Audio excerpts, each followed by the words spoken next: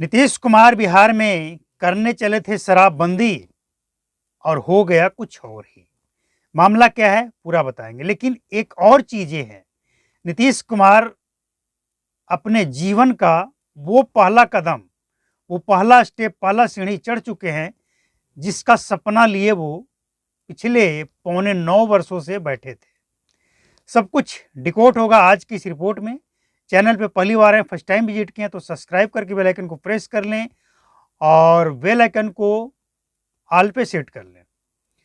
आपको बताएं कि नीतीश कुमार का ये सपना था है कि बिहार को नशा मुक्त बनाएंगे, और इस नशा मुक्त बनाने के चक्कर में शराब की डिलीवरी तो हो ही रहा है, लेकिन ड्रग्स का जो कारोबार फैल रहा है। गया कोई ज़्यादा बड़ा एयरपोर्ट नहीं है, अंतर्राष्ट्रीय है लेकिन इतना भी बड़ा नहीं है कि व्यस्त रहता हो। लेकिन गया जैसे एयरपोर्ट पे अगर 8.8 मतलब 9 केजी गांजा जैसा चीज पकड़ा जाए तो वाकई ये चिंता का विषय है।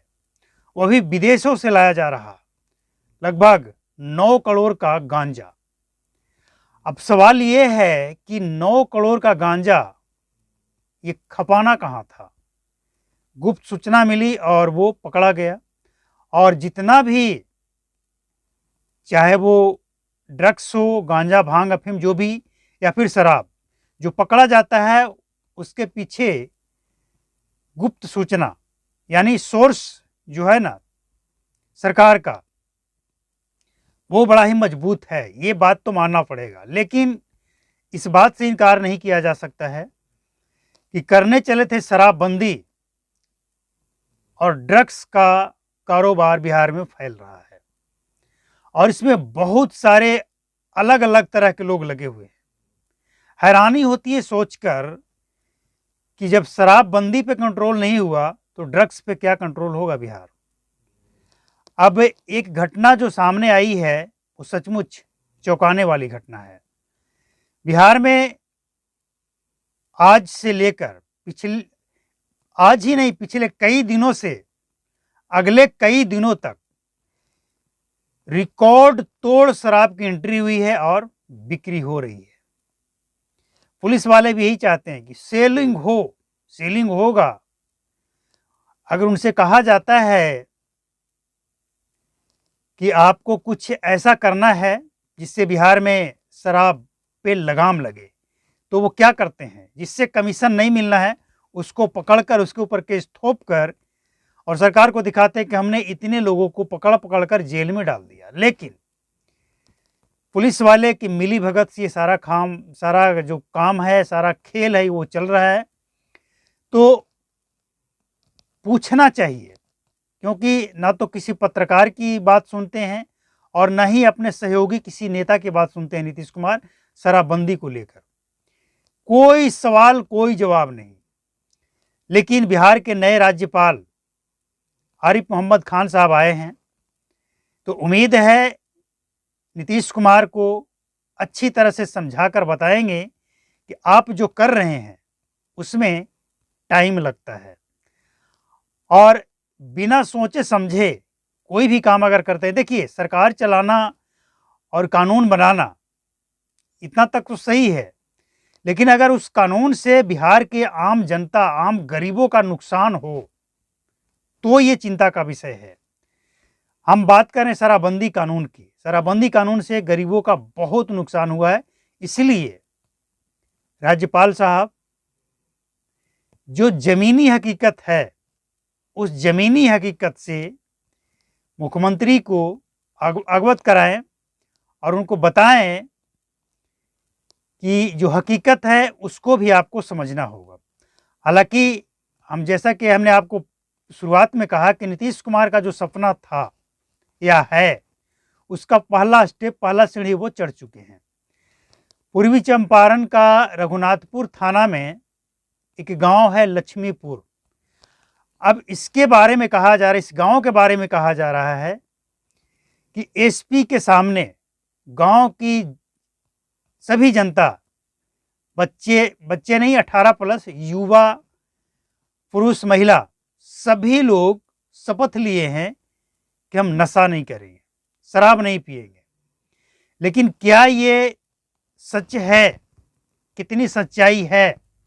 क्योंकि कोई भी व्यक्ति अगर नशे का आदी हो जाता है, यानी अगर उसको नशा चाहिए ही चाहिए, चाहे जिस रूप में चाहिए, तो फिर उसे छोड़ना बहुत मुश्किल है।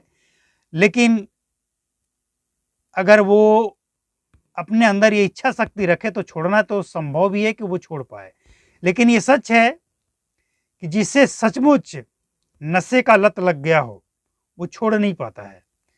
खैर, जो भी हो आपके सामने आएगा। लेकिन अब सच्चाई ये है कि क्या ये गांव नशा मुक्त वाकई है, या फिर इस गांव में शराब छोड़कर कोई दूसरा नशा करने लगे लोग।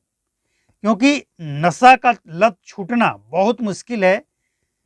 आपने भी देखा होगा अपने आसपास कई ऐसे लोगों को कि डेली नशा के कारण उनको क्या क्या सुनना पड़ता है, लेकिन लाचारी ऐसी है कि वो इसे त्याग नहीं पाते हैं, छोड़ नहीं पाते हैं। लेकिन अगर ड्रग्स का लत लग जाए फिर तो और मुश्किल है। तो ये जो लक्ष्मीपुर है गांव, यहाँ के बारे में कहा जा रहा है कि सभी लोग नशा करना छोड़ दिया और ये गांव नशा मुक्त घोषित हो गया। यानी नीतीश कुमार का जो नशा मुक्त बिहार का सपना, उस पे ये पहला कदम, फर्स्ट स्टेप चढ़ चुके हैं, ऐसा आप कह सकते हैं। लेकिन शराबबंदी बिहार में, शराब तो बिक ही रहा है, बन भी रहा है। वैशाली गंडक नदी के किनारे 100 भट्ठी जो चल रहा था वो क्या था? लेकिन पॉजिटिव, बी पॉजिटिव, जो अच्छा है हम उसकी अगर बात करें तो कंट्रोल तो हुआ है। एक तरफ जहां पहले जैसे ही किसी तरह का कोई रील वीडियो अपलोड करता था, तरह तरह की बातें होता था इन सब चीज़ों को लेकर। लेकिन अब माहौल बदला है। लोगों ने ये स्वीकार किया है कि सचमुच नशा मुक्त बिहार होना चाहिए, और नशा मुक्त बिहार करने के लिए जो नशा करने वाले हैं उनको सहयोग करना होगा, उनको सपोर्ट करना होगा। आप दबाव डालकर किसी के ऊपर अगर समझते हैं कि हम इसको नशा मुक्त बना देंगे, उस परिवार को, उस गांव को, उस व्यक्ति को, संभव नहीं है। इसके लिए बैठकर मिलकर बात करना होगा, समझाना होगा, वो भी साइंटिफिक तरीके से, तर्क देकर कि आपको क्या फ़ायदे हैं, क्या नुकसान है, आपने इतने दिनों तक जो किया उसका रिजल्ट क्या आया, और आगे आप इस तरह से काम करेंगे तो उसका क्या रिजल्ट आएगा। तो ये पॉजिटिव पॉइंट उन तमाम लोगों के दिमाग में डालना होगा जो नशा के लत में फंसे हैं, शराब छोड़कर ड्रग्स के लत में फंसते जा रहे हैं। ऐसे लोगों को बचाने के लिए सरकार को ठोस कदम उठाना ही पड़ेगा, वरना बिहार उड़ता बिहार बनने जा रहा है। तो बंद करने चले थे शराब और बिक रहा है ड्रग्स।